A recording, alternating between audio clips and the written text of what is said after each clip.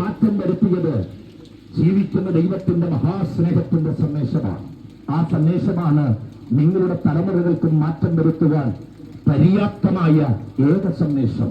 ആ സന്ദേശത്തിന്റെ സവിശേഷത ഒട്ടനവധിയാണ്. എല്ലാം വിവരിക്കുവാൻ ഞങ്ങളുടെ മുമ്പിൽ സമയമില്ല. ഇനിയും ഞങ്ങൾ ആഗ്രഹിക്കുന്ന ചില കവലകളും ഞങ്ങൾക്ക് പിന്നിടേണ്ടിയിരിക്കുന്നു. നിങ്ങളെപ്പോലുള്ള പ്രബുദ്ധരായ ഒട്ടനവധി ശ്രോതാക്കളെ ഞങ്ങൾ അഭിസംബോധന ചെയ്യാൻ ആഗ്രഹിച്ചാണ് ഈ പ്രതികൂല സാഹചര്യങ്ങളിൽ ഞങ്ങൾ വന്നു ചേർന്ന് നിൽക്കുന്നത്. ഇനി നിങ്ങൾ ശ്രദ്ധിക്കൂ, എന്താണ് ഞങ്ങൾ ഈ പറയുന്ന സന്ദേശത്തിന്റെ ആകമാന തുകയെന്താണ്? ഉത്തരം പറയാം സ്നേഹിതരെ. നിങ്ങൾ അറിയണം, വളരെ ഗൗരവത്തോടെ നിങ്ങൾ ആ യാഥാർത്ഥ്യം ഒന്ന് തിരിച്ചറിയണം. മനുഷ്യന്റെ ജീവിതത്തിൽ അടിഞ്ഞുകൂടിയിരിക്കുന്ന ഒരു യാഥാർത്ഥ്യമാണ് അവന്റെ പാപം എന്നുള്ളത്.